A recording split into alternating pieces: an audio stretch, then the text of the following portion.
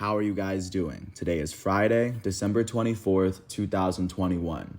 I'm James Sims, and for this episode of The Elite, I'm going to review the Elite matchups and performances that took place yesterday on Thursday, December 23rd. Taking a quick step back and looking where we are in the calendar year, as we are counting down the days left in the 2021 calendar year.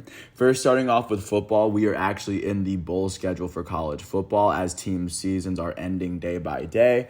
At the professional level, there are still 3 weeks of football to be played, as the very first matchup of week 16 was actually played yesterday. Not to mention that in basketball, both basketball seasons, college and pro, are definitely well underway. And not to mention that we are almost at the midway point of the soccer season because we're almost at the new year. With that said, looking at the two bowl games that took place yesterday, starting with the Frisco Football Classic presented by Ryan, the unranked Miami, Ohio Redhawks would face off against the unranked North Texas Mean Green. Miami, Ohio would beat North Texas 27-14 after they outscored North Texas 20-14 in the first half. Miami would then shut North Texas out 7-0 in the second half. On the losing end of this matchup, North Texas was led by their starting quarterback, Austin Aune. He would throw for 228 yards and 2 interceptions. He also ran for 28 yards and a touchdown. That's 256 total yards of offense, and his lone touchdown coming on the ground. North Texas's leading receiver was Roderick Burns. He had 4 receptions for 87 yards. On the defensive side of the ball, their leading tackler was K.D. Davis. He had 14 tackles. Gabriel Murphy would finish with 8 tackles as he had a sack and a half. Dion Noville had 5 tackles as he had a sack and a half as well. On the winning end of this matchup, the Miami Redhawks were led by their starting quarterback, Brett Gabbert. He would go on to throw for 228 yards and 2 touchdowns. He also ran for 2 yards. He had 230 total yards of offense. Miami's leading rusher, Kenny Tracy, had 14 carries for 92 yards and a touchdown. Their second leading rusher, Keon Mosey, would finish with 9 carries for 77 yards.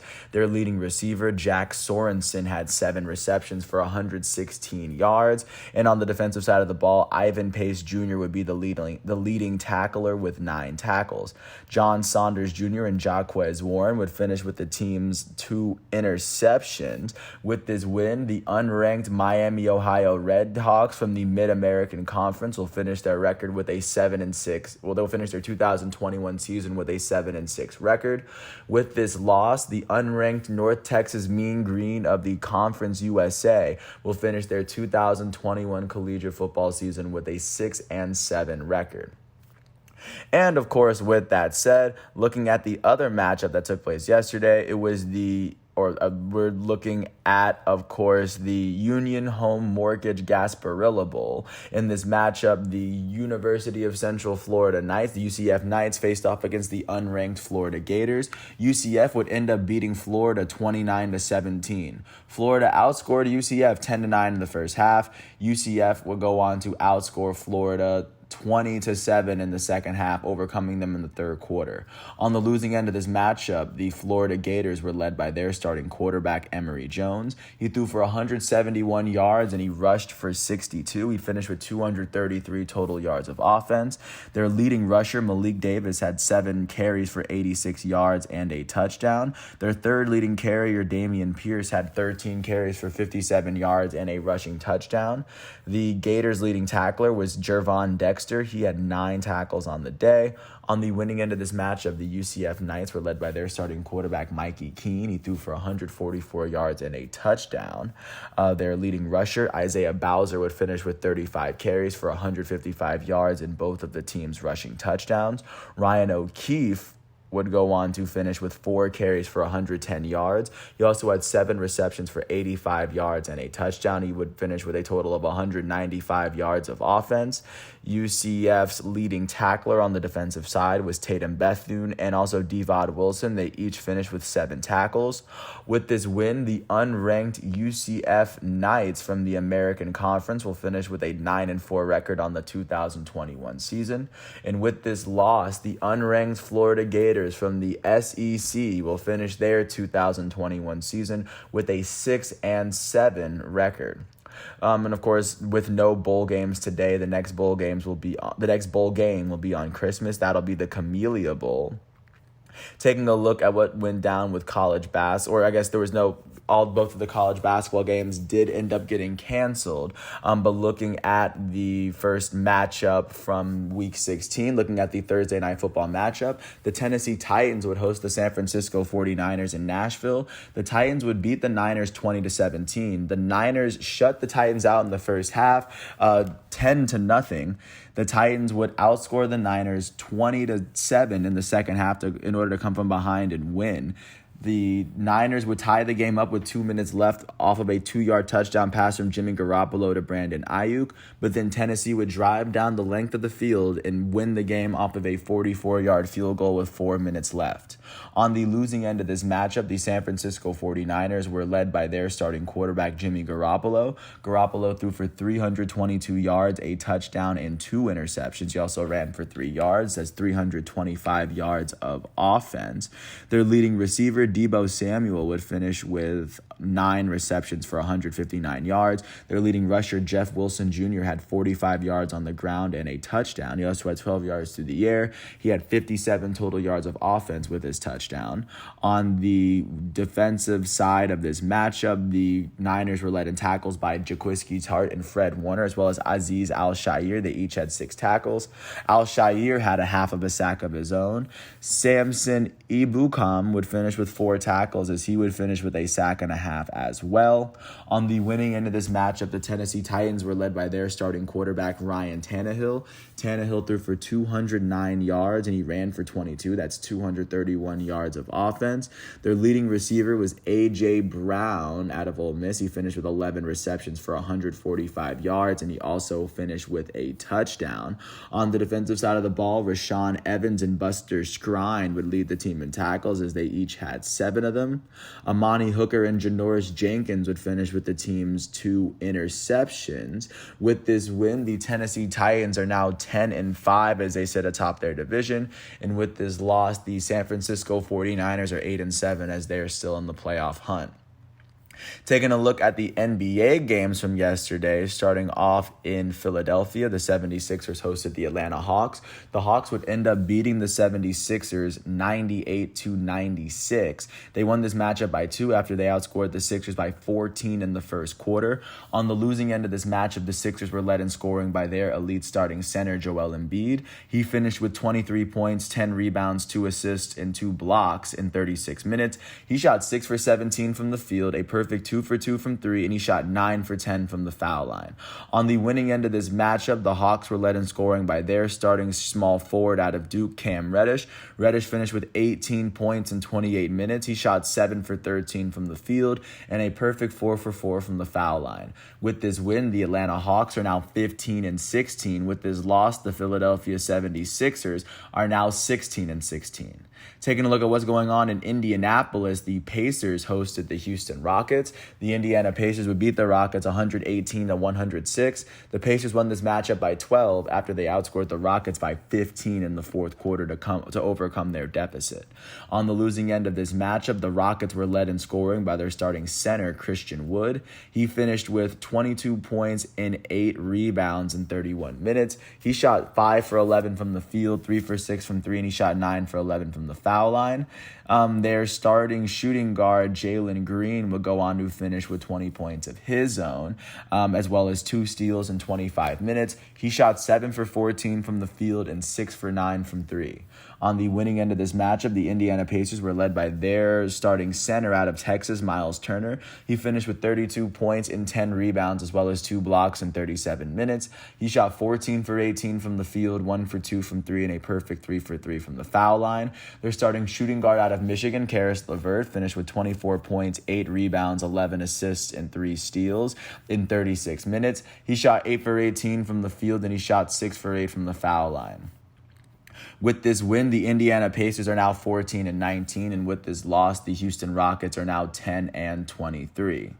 Taking a look now at what's going on in Orlando, the Magic hosted the Pelicans, and the Pelicans were able to beat the Magic 110-104. The Pelicans would beat the Magic by 6 after they outscored the Magic by 15 in the first quarter.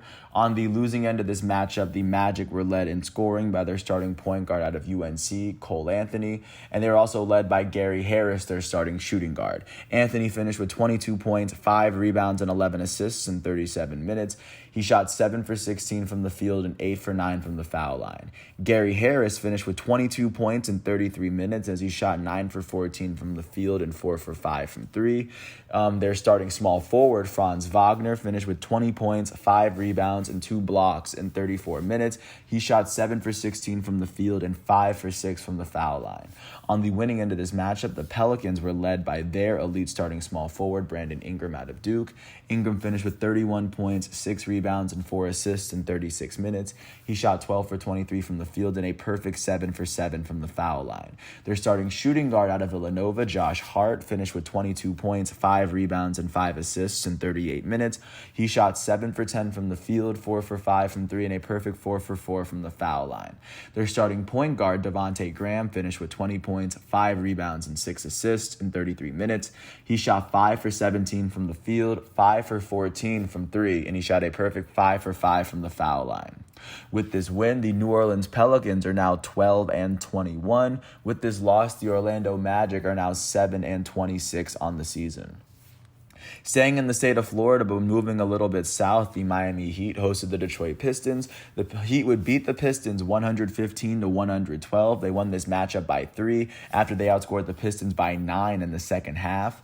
On the losing end of this matchup, the Pistons were led in scoring by their starting power forward out of Kentucky, Trey Lyles. He finished with 28 points, 8 rebounds, and 4 blocks in 37 minutes. He shot 7 for 13 from the field, 3 for 7 from 3, and a perfect 11 for 11 from the foul line. Their starting small forward, Saddiq Bey, finished with 23 points, 10 rebounds, and 5 assists in 43 minutes. He shot 7 for 13 from the field, 4 for 8 from 3, and a perfect 5 for 5 from the foul line. On the winning end of this matchup, the Miami Heat were led in scoring by their starting shooting, or by their guard off the bench, Tyler Hero. Hero finished with 29 points in 34 minutes as he shot 11 for 21 from the field, 3 for 5 from 3, and 4 for 5 from the foul line. Their starting shooting guard, Max Strus, finished with 26 points and 6 rebounds in 41 minutes. He shot 10 for 18 from the field. He shot 5 for 11 from 3, and he made his only free throw attempt on the night. The Heat's elite starting point guard, Kyle Lowry, finished with 21 points, 4 rebounds, and 6 assists in 38 minutes. He shot 9 for 15 from the field, 2 for 5 from 3, and he made his only free throw attempt on the night. With this win, the Miami Heat are now 20-13. With this loss, the Detroit Pistons are now 5-26. Taking a look now at what went down in Madison Square Garden, the New York Knicks hosted the Washington Wizards. The Wizards would beat the Knicks 124-117. The Wizards would win this matchup by 7 after they outscored the Knicks by 11 in the third quarter alone. On the losing end of this matchup, the Knicks were led in scoring by their elite starting point guard out of UConn, Kemba Walker. He finished with 44 points, 9 rebounds, and 8 assists in 43 minutes. He shot 14 for 27 from the field, 7 for 14 for 3, and he shot a perfect 9 for 9 from the foul line. Their starting power forward, Julius Randle, finished with 23 points and 9 rebounds in 35 minutes. He shot 10 for 22 from the field and 3 for 4 from the foul line. Their starting shooting guard, Alec Burks, finished with 20 points and 7 rebounds in 36 minutes. He shot 6 for 16 from the field, 4 for 9 from 3, and he shot 4 for 6 from the foul line. On the winning end of this matchup, the Wizards were led in scoring by their starting point guard, Spencer Dinwiddie. Dinwiddie finished with 21 points, 7 rebounds, and 12 assists in 36 minutes. Dinwiddie shot 7 for 14 from the field, 3 for 7 from 3 as well. Their starting small forward, Corey Kispert, out of Gonzaga, finished with 20 points in 33 minutes. The rookie shot 6 for 7 from the field, 4 for 5 from 3, and a perfect 4 for 4 from the foul line. With this win, the Washington Wizards are 17-15. With this loss, the New York Knicks are now 14-18 on the season. Taking a look now at what happened in Dallas, the Mavericks hosted the defending NBA champs. The Bucks would end up beating the Mavericks 102-95. The Bucks won this matchup by 7 after outscoring the Mavericks by 9 in the second half to overcome their 2-point deficit.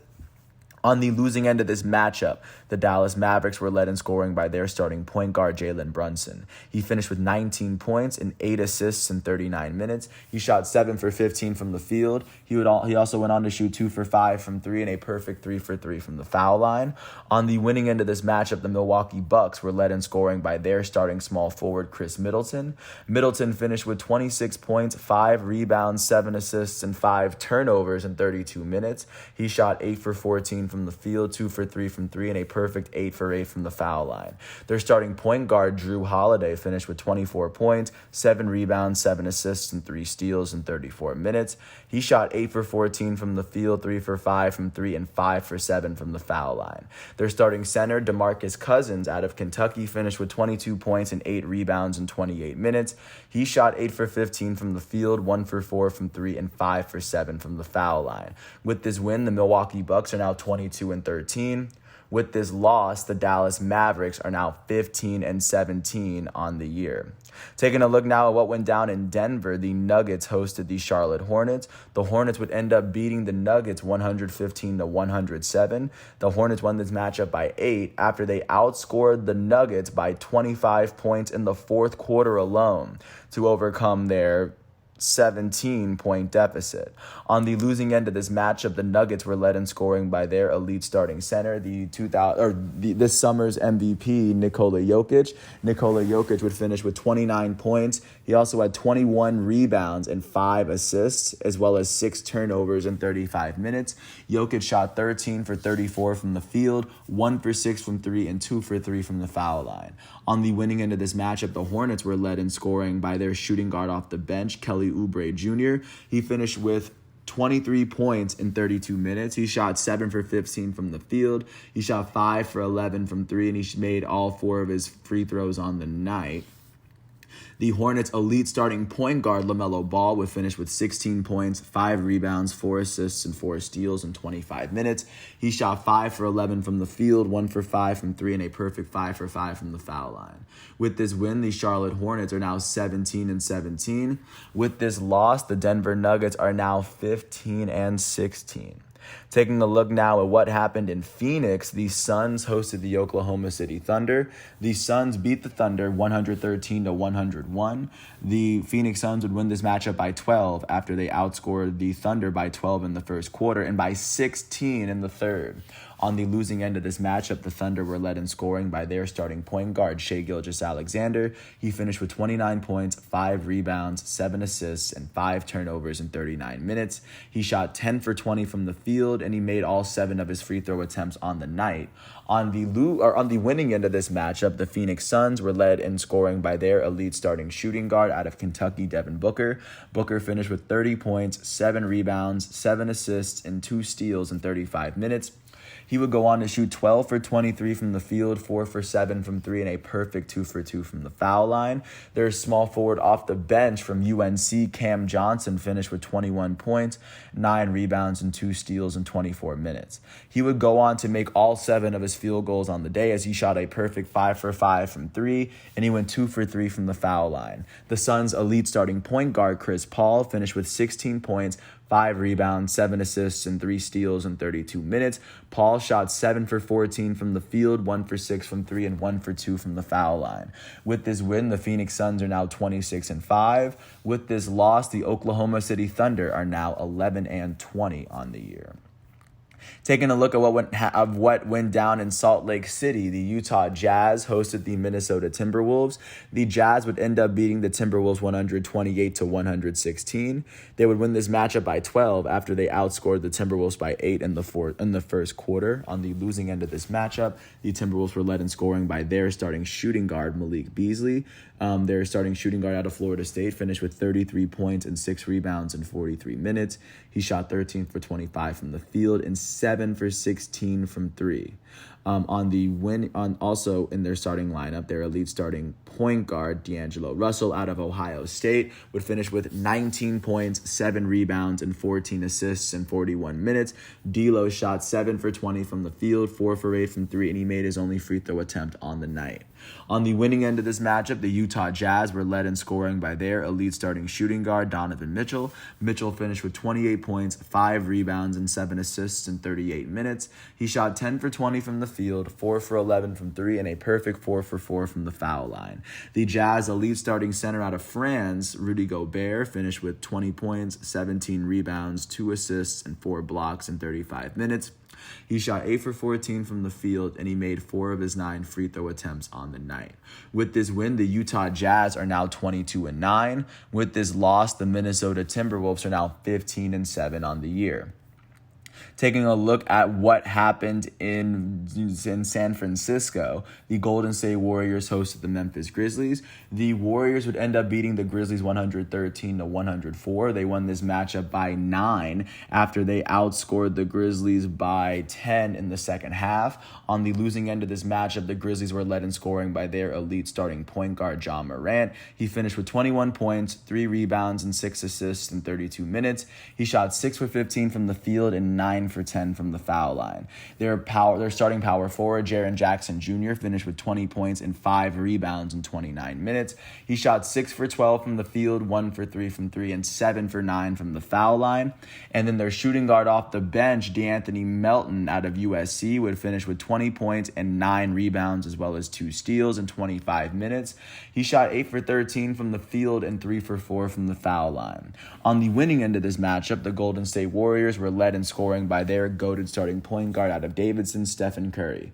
Curry would go on to finish with 46 points, 4 rebounds, 4 assists, and 2 steals in 37 minutes. He shot 13 for 22 from the field, 8 for 14 from 3, and a perfect 12 for 12 from the foul line. Their starting guard out of Oregon State, Gary Payton II, would finish with 22 points in 33 minutes. He shot 9 for 16 from the field and 4 for 7 from 3.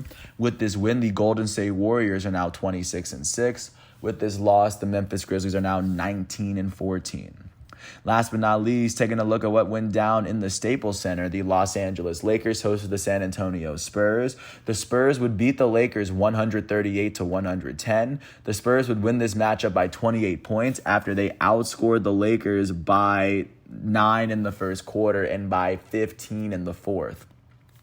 On the losing end of this matchup, the LA Lakers were led in scoring by their goated starting small forward out of Akron, Ohio, LeBron James. He finished with 36 points, 9 rebounds, 6 assists, and 2 blocks in 35 minutes. He shot 15 for 26 from the field, 2 for 7 from 3, and 4 for 6 from the foul line. Their elite starting point guard, the NBA's all-time leader in triple-doubles, Russell Westbrook, finished with 30 points, 7 rebounds, 4 assists, and 5 turnovers in 35 minutes.